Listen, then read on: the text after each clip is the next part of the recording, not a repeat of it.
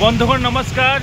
मु शुक्लाल माराणी मासारमी राज्य सभापति तथा मयूरभंज माटीर जड़े पुओ चलित मास 13 तारिख आम जो ओडिशार द्वितीय मयूरभंज प्रतिष्ठा कर दाबी नहीं आम बारिपदार भुवनेश्वर पदयात्रा बाहरी और मो सहित मो सान भाई सामिल थे 6 जन और आज 11 दिन में पहुँचिकी भुवनेश्वर आम मुख्यमंत्री को साक्षात कलु। बंधुगण कथार गोटे अच्छी एकता ही बड़ एवं परिश्रम के वृथा जाए ना। मुख्यमंत्री को जमी साक्षात कलु से मुख्यमंत्री आम दाबीपत्र ग्रहण कले और कहले मयूरभंज प्रतिष्ठा निमंते आम निहाती केंद्र सरकार सहित कथा है आम यहाँ विचार करूँ।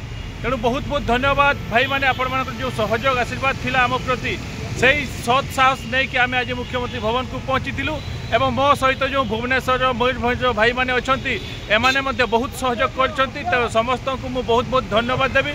एवं मयूरभंज प्रतिष्ठा निमंते समस्त दल मत निर्विशेष समस्त राजनीतिक दल एवं समस्त सामाजिक संगठन एवं समस्त बुद्धिजीवी समस्त सचेतन नागरिक को निवेदन करी ओडिशार द्वितीय मयूरभंज प्रतिष्ठा निमंते आम समस्त एकता है कि लड़ाई करवा।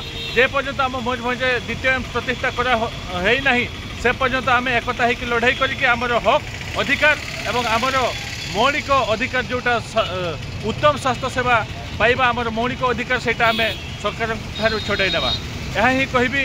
तो बहुत बहुत धन्यवाद आपण मानकर सहयोग एवं आशीर्वाद द्वारा आज आम मुख्यमंत्री को भेटी पार्छ और मुख्यमंत्री को आमर दाबी जन पार्छ और मुख्यमंत्री कहते आमर दाबी को नहीं केंद्र सरकार सहित बसिकी कथा है कि आलोचना करिकी आमर दाबी उपरे विचार करेंगे। तो बहुत बहुत धन्यवाद भाई मैंने एकता ही बड़ एवं परिश्रम के वृथा जाए ना। मयूरभंज ही प्रतिष्ठा है ओडिशा द्वितीय एम्स यह आमर दृढ़ आशा और विश्वास नहले आग को आहरी व्यापक एवं दृढ़ता सहित आंदोलन आगू वृद्धि करवा बोली मु आपण मानक सहयोग आशीर्वाद कामना करूँ।